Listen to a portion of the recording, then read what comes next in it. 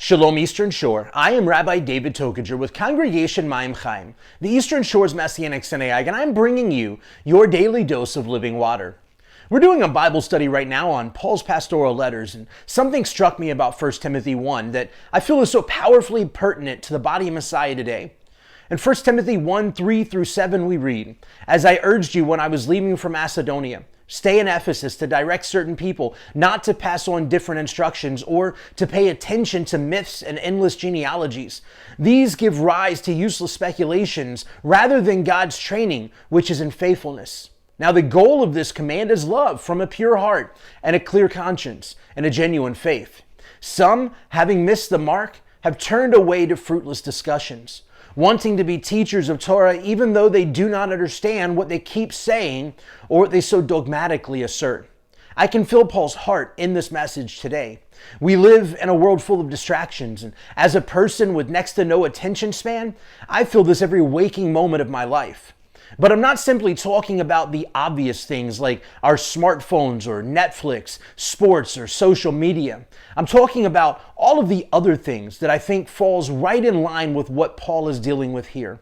Myths and endless genealogies, giving rise to useless speculations rather than God's training, which is in faithfulness. I don't know about you, but I can't scroll through my newsfeed on any given day without seeing believers in constant battle over politics or social justice issues or COVID-19 or the New World Order or cashless societies or whatever else we can possibly find to conjure up fear, anger, and division. Don't get me wrong, some of these absolutely have righteous implications. Many of these issues are absolutely relevant in our world today, and some of them could potentially even play into end-time prophecy.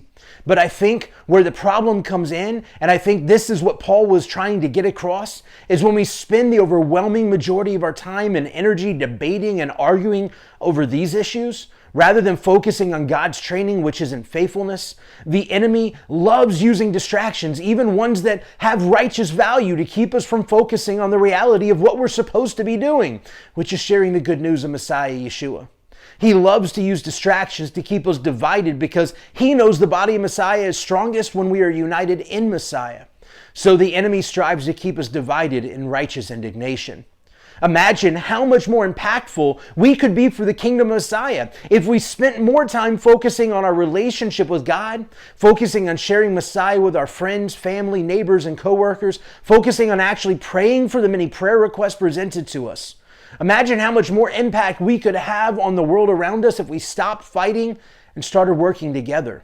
If you stop and evaluate your daily activities, where is your focus?